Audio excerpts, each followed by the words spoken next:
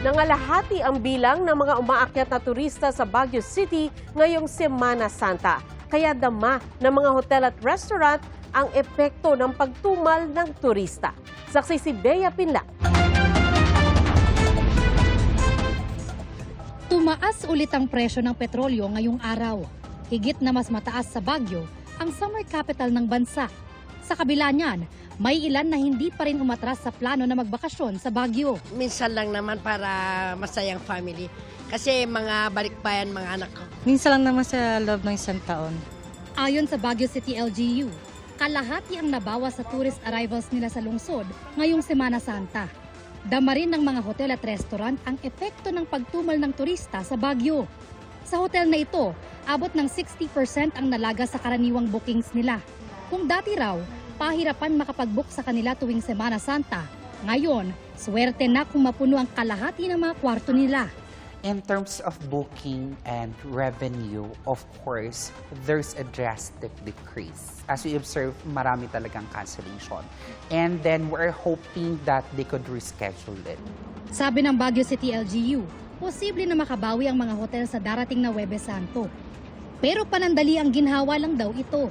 According to our hotels, aakyat ng kanilang occupancy rate by Thursday. Aakyat ng 80%. Pero by Saturday, bababa uli. Swerte na lang na makakuha uli sila ng mga 30 to 40% occupancy in the succeeding weeks. We're hurting. Kaliwat kanan ng epekto ng walang tigil na paglobo ng presyo ng petrolyo sa ekonomiya ng Baguio. Mas malala pa raw ang epekto nito ngayon kumpara nung COVID-19 pandemic. From an economic perspective, mas hirap ngayon. We are even better off when we started with COVID-19 eh.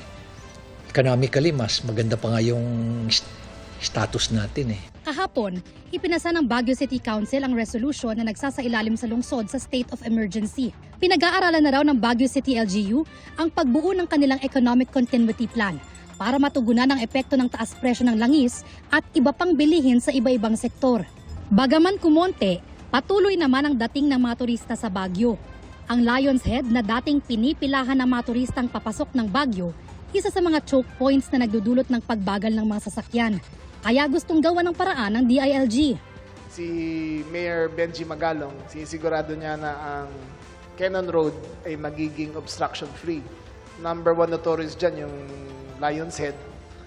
Tumitigil yung mga tao doon para magpa-selfie. Nagiging backed up ang traffic sa lahat. So, titigil yon, may isang lane lang na pwede.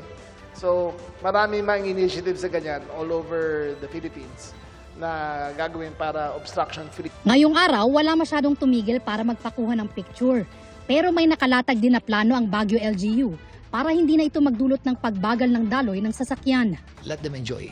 Anyway, nandun naman yung Philippine National Police to manage yung traffic, to make sure that everybody is safe doon sa area. But ang long-term na solution namin doon is, once na matapos namin, di ba may open space doon? Na dating creek yun eh. Kung stable yun, i-concrete namin yun. Doon na namin magiging parking area na yan. Tapos ililipat na rin namin yung aming mga entrepreneurs doon. Para doon na lahat, maluwag na lahat yan. Ako si Bea Pinlac, ang inyong saksi.